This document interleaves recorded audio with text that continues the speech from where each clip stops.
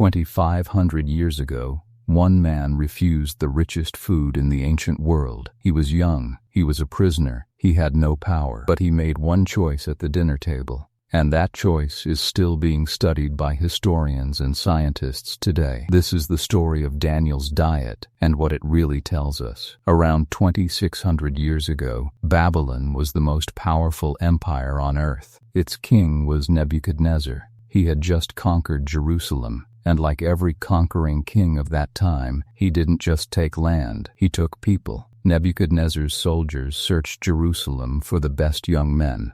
Strong, smart, good-looking, fast learners. Their plan was simple: take the best minds, train them the Babylonian way, turn them into loyal servants of the empire. One of those young men was named Daniel. He was taken from his home, his family, and everything he knew. He was given a new name. He was placed in a 3-year training program inside the king's own palace.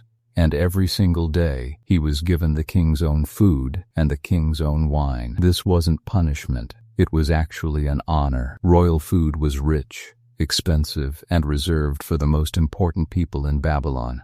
But Daniel had a problem with it. Daniel wasn't alone in this. 3 other young men were taken with him: Hananiah, Mishael, and Azariah. Just like Daniel, the Babylonians gave them new names too.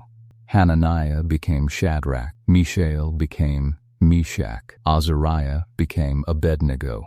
This is recorded in Daniel chapter 1 verses 6 and 7. Changing someone's name in the ancient world wasn't just paperwork, it was a way of rewriting someone's identity. Daniel's original name honored his god. His new name, Belteshazzar, honored a Babylonian god instead. So before Daniel ever said a word about food, Babylon had already taken his name, his home, and his language. The plate of food in front of him was simply the next thing they wanted to take. That's why his answer mattered so much.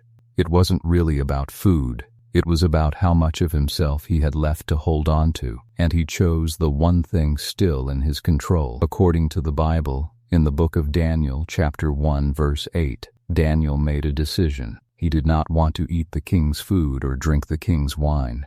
The Bible doesn't give a long explanation. It simply says Daniel didn't want to make himself unclean with it. This wasn't about calories. It wasn't about looking fit. In that culture, royal food was often connected to Babylonian religious practices. Eating it could mean accepting a piece of that identity. Daniel wasn't trying to be healthy. He was trying to stay who he was. But refusing the king's food in the king's own palace was dangerous. This wasn't a polite request. It could easily be seen as disrespect, and disrespecting the king could cost you your life. So Daniel didn't just say no. He made a smart, calculated proposal instead. Daniel spoke to the official in charge of his training. He didn't demand anything. He asked for a test. "Give me and my friends only vegetables to eat, and only water to drink," he said. "Do this for 10 days. Then compare us to the young men eating the royal food. Judge us by how we look." This is written in Daniel chapter 1 verse 12. 10 days. That's it. Not a lifestyle change. Not a permanent commitment. A short trial based on result. The official agreed to test it. For 10 days, while other trainees ate rich meat, fine bread, and strong wine, Daniel and his 3 friends ate simple food and drank only water. What was on the plate? So, what exactly did Daniel eat? The Bible doesn't give us a shopping list. The original word used is often translated simply as vegetables, or in some older translations, pulse, meaning seeds, grains, and plant-based food in general. Historians who study this time period believe his meals likely included foods that were common in Babylon and the surrounding region. Lentils were probably central to his diet.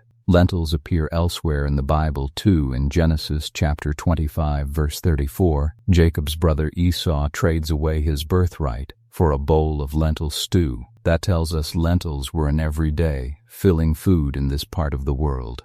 Alongside lentils, historians believe Daniel likely ate other legumes, like chickpeas and broad beans. These were staple foods across the ancient Near East, packed with plant protein. Barley was probably part of his diet as well, one of the most common grains grown in the region at the time. And for vegetables, onions, leeks, and garlic were widely grown and eaten across Babylon. Cucumbers and radishes were also common in ancient Near Eastern gardens. Some historians believe fruit like dates and figs may have appeared in meals like this too, though this part is less certain. And of course, water, plain water, confirmed directly in the text. In Daniel 1:12, no meat, no wine, no royal delicacies, just simple, plant-based food and water. It wasn't fancy, it wasn't rare, it was food anyone in Babylon's marketplace could find. Before we go further, let's clear up a few things a lot of videos get wrong about this story. Myth 1. Daniel followed a strict, named diet plan.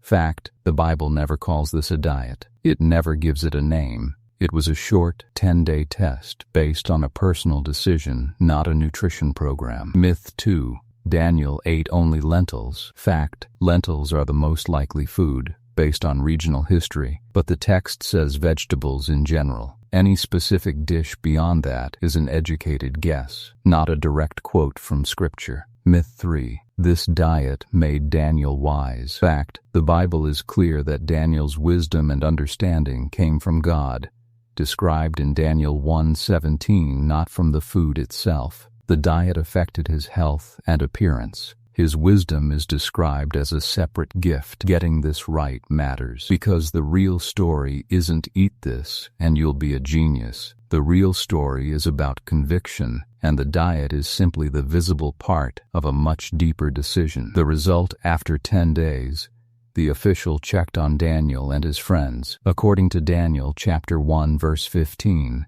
they looked healthier and better nourished than all the young men who had been eating the king's rich food. Not weaker, not tired, better. So the official kept giving them the simple diet instead of the royal food, as described in verse 16. But the story doesn't stop at how they looked. Daniel chapter 1 verse 17 says God gave these 4 young men knowledge and skill in every kind of learning, and Daniel himself understood visions and dreams. By the end of their 3 years of training, when the king personally tested every young man in his program, Daniel chapter 1 verse 20 says the king found them 10 times better than all the wise men in his entire kingdom. 10 times better, not just healthy, sharp, clear-headed, at the top of their class. What science says today now, here's where it gets interesting. We can't prove the Bible's exact numbers as modern science.